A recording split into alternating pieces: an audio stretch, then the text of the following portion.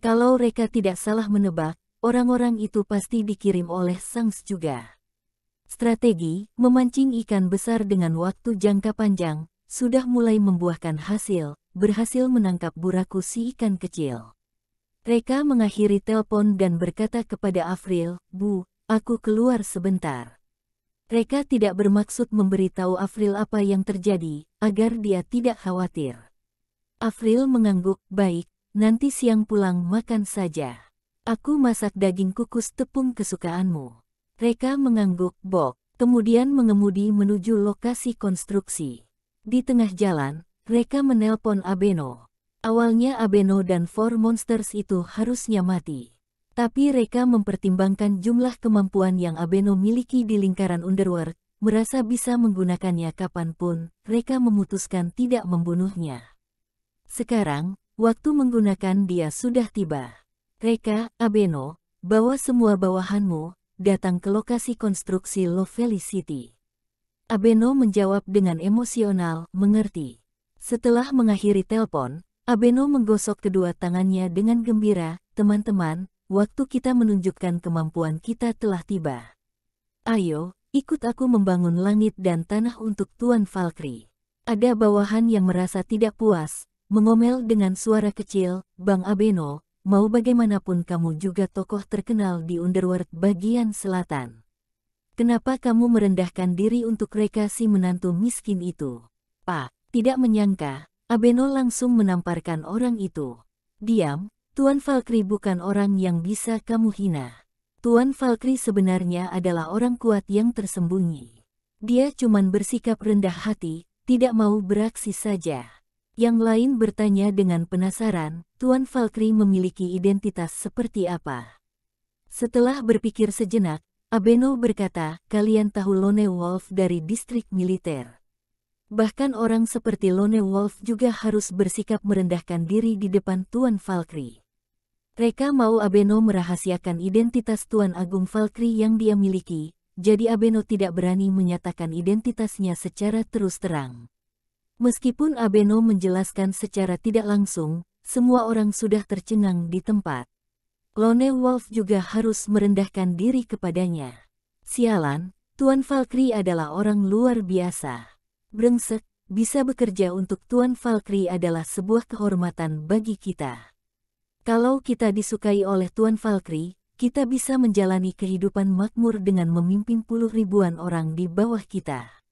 Aku menyatakan bahwa mulai dari hari ini, nyawaku adalah milik Tuan Valkyrie."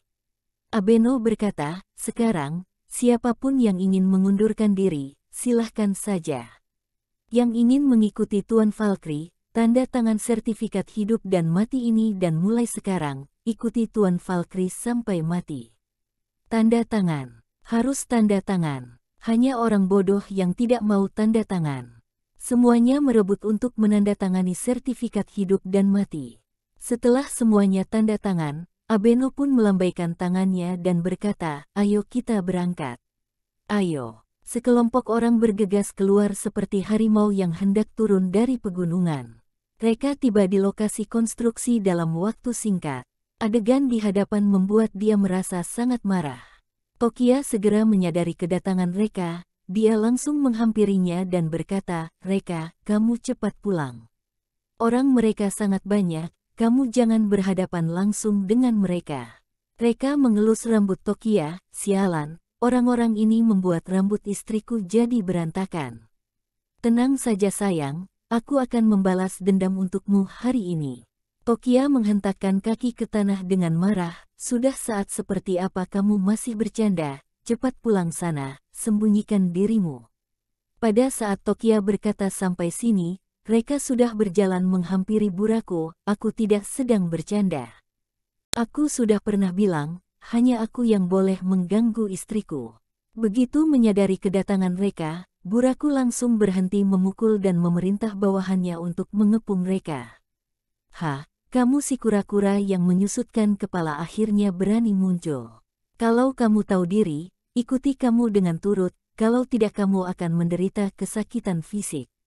Reka menatap buraku dengan dingin, "Tuan kalian siapa?" Buraku berkata dengan sombong, "Aku akan membiarkan kamu mati dengan tenang, tuan kami adalah tiran.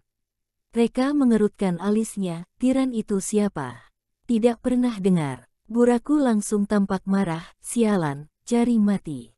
Zeus segera menjelaskan dengan suara kecil, Abang ipar, tiran adalah rajanya lingkaran underworld kota Geffen. Oh, Reka tampak kecewa. Awalnya dia kira yang dia tangkap itu burung besar yang bertingkat distrik, tidak menyangka hanya udang kecil yang bertingkat kota. Tidak apa-apa, selesaikan udang kecil ulu saja. Di belakang udang kecil ini pasti ada ikan besar. Setelah udang kecil coati, ikan besar secara alami akan menunjukkan dirinya. Reka, kalian tidak berhak berbicara dengan aku, suruh tiran kemari. Buraku, sialan, cari mati. Kedatanganku sudah termasuk memberi kamu wajah. Mau ikut kami pergi atau tidak?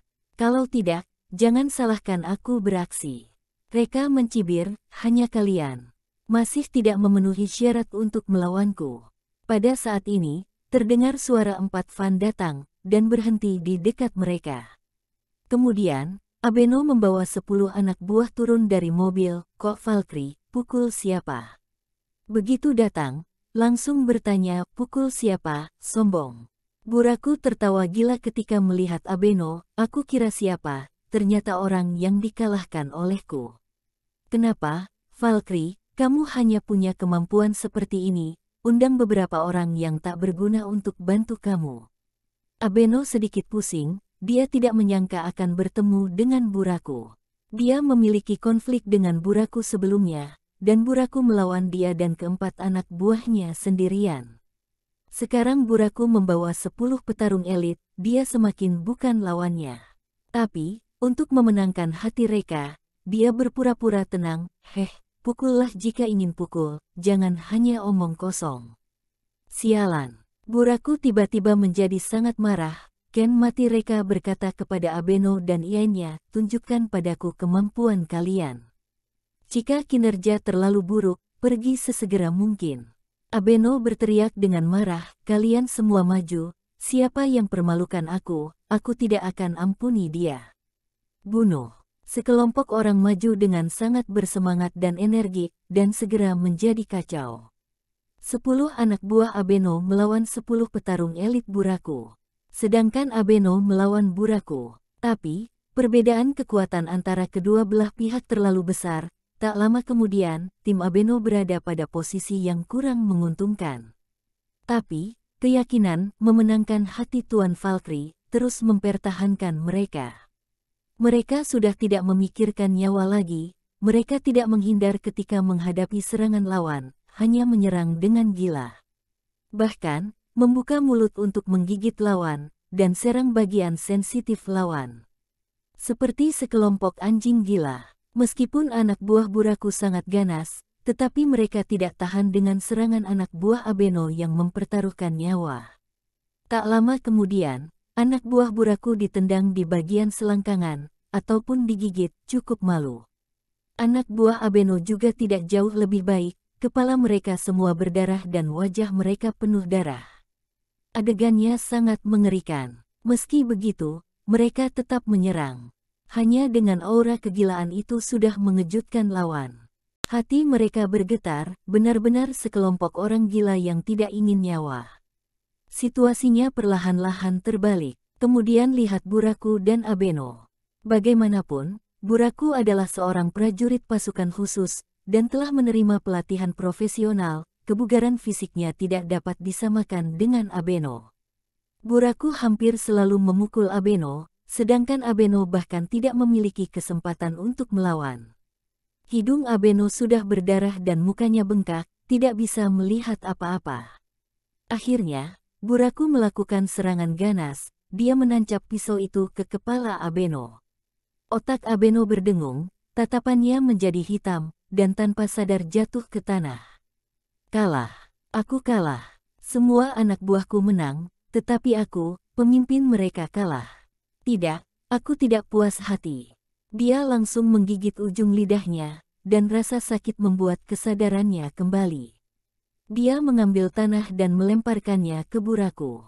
Memanfaatkan perhatian Buraku teralihkan, kepalanya membentur selangkangan Buraku. Kali ini, dia menghabiskan seluruh kekuatannya, menabrak Buraku sampai berteriak. Buraku menutupi selangkangannya dan jatuh ke tanah. Abeno bergegas maju, menarik rambut Buraku dan menamparkan wajahnya. Buraku menjadi marah, dia langsung mencekik leher Buraku. Sialan, tidak tahu malu, tidak tahu malu. Semuanya sudah berakhir. 10 anak buah Buraku dijatuhkan ke tanah. Meskipun anak buah Abeno terlihat penuh energi dan semangat, tapi luka mereka lebih parah daripada lawan. Buraku dan Abeno menolak untuk mengalah, tidak bisa membedakan siapa yang menang dan siapa yang kalah. Mereka berkata dengan dingin, lepaskan, Buraku, ayo berlatih. Abeno, lihat baik-baik, apa itu kelahi? Buraku dan Abeno saling melepaskan. Buraku memarahi, sialan, hanya bisa memainkan trik di belakang, pria apaan ini? Reka, kita kelahi secara terang-terangan, jangan bikin aku meremehkanmu. Reka berkata, lawan kamu. Hanya satu tangan sudah cukup. Sialan. Buraku memarahi dan langsung maju menuju Reka. Reka akhirnya bergerak ketika Buraku maju sekitar 1 meter di depannya. Dia mengangkat tangannya dengan acuh tak acuh, dan langsung memukul wajah Buraku. Buraku buru-buru mengulurkan tangannya untuk menghalanginya. Krek.